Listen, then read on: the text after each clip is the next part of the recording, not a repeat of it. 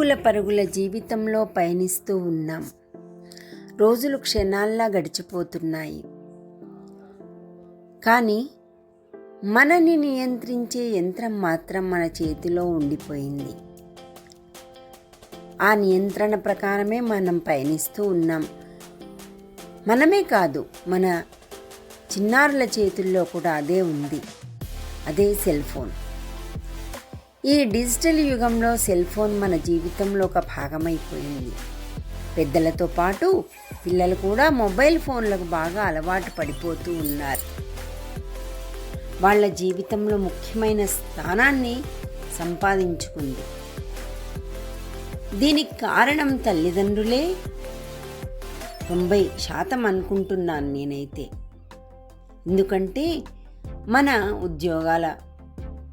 ఉద్యోగాలే కావచ్చు, పని బాధ్యతలే కావచ్చు, బిజీగా ఉండడం వల్ల, వాళ్ళతో గడిపే సమయం దొరకకపోవడం వల్ల వాళ్ళు సెల్ ఫోన్కు బానిసలుగా తయారైపోతున్నారు. దానివల్ల ఎంతో నష్టం జరిగిపోతూ ఉంది.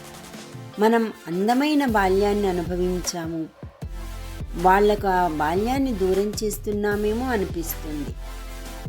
అమ్మా నాన్నతో కాస్త గడపాలి అనే వాళ్ళకు ఆ భావనే లేకుండా పోతుందేమో.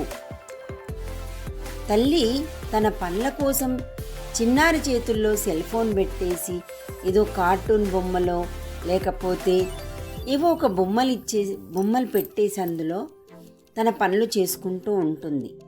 వాడికి అన్నం పెట్టే సమయంలో కూడా ఇలాంటిదే ఇస్తూ ఉంది. ఒక్కసారి ఆలోచించండి.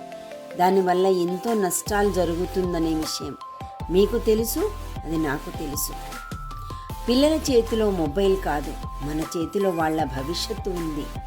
ఈరోజే వాళ్ళని మారుద్దాం, వాళ్ళ జీవితాన్ని అందంగా మార్చేద్దాం.